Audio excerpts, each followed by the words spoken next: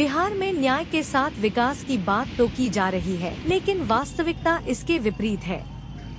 भूपेंद्र नारायण मंडल विश्वविद्यालय मधेपुरा के एकमात्र अंगीभूत RMM लॉ कॉलेज में 5 वर्षों से नामांकन पर रोक है। इसी माह प्राचार्य की तो नियुक्ति हुई है, मगर 4 कमरे और शिक्षक के बिना बार काउंसिल से मान्यता नहीं मिली। सुनिए इस पर स्थानीय नेता क्या कुछ कह रहे हैं।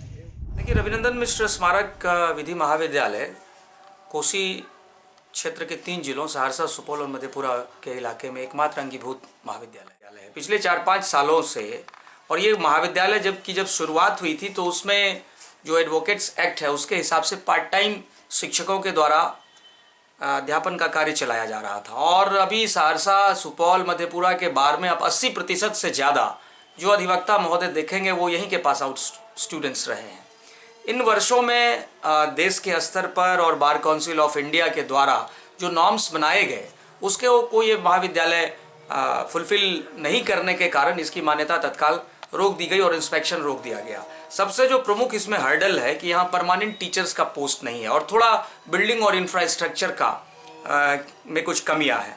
लेकिन महत्वपूर्ण बात यह है कि विश्वविद्यालय के द्वारा सरकार को जो परमानेंट रीडर और लेक्चरर के पोस्ट के लिए जो पद सृजित करने की मांग की गई है वो अभी तक मेरे ख्याल में पेंडिंग है। तो सबसे पहले सरकार को चाहिए, मैं शीघ्र ही कोई किस चीज़ को प्राथमिकता के आधार पर कागजी पत्राचार की लड़ाई की बजाय एक बीच का रास्ता निकालना चाहिए। सारे लोगों को मिलजुल करके एक रास्ता निकालना चाहिए। और मेरा ये निवेदन रहेगा कि कुछ जनप्रतिनिधियों ने भी सार्वजनिक तौर पर ये आवाज़ उठाई थी और मैं खुद भी भूपेंद्र नारायण मंडल विश्वविद्यालय का सिंडिकेट का सदस्य रहा था। ये सबसे सस्ता लॉ कॉलेज है।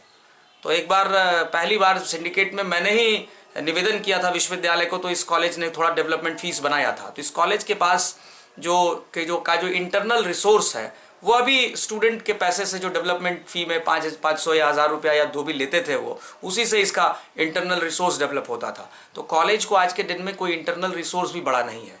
इसलिए हम ये निवेदन करेंगे और मेरे संज्ञान में ये बात आया है और मैं खुद ही विश्वविद्यालय के स्तर पे मैं खुद इसकी जानकारी लूँगा।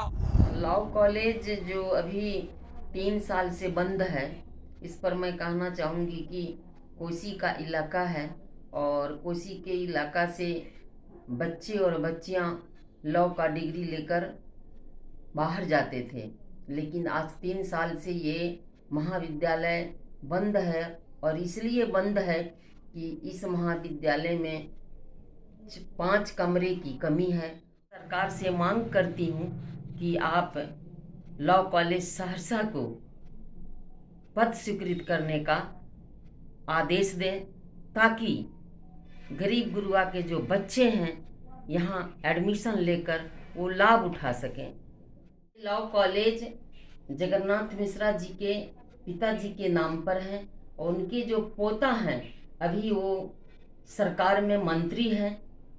उनसे भी मैं आग्रह करती हूँ कि वो अपना ध्यान आकृष्ट करें और इस महाविद्यालय को आगे बढ़ाने में उनकी एक अहम भूमिका रहनी चाहिए।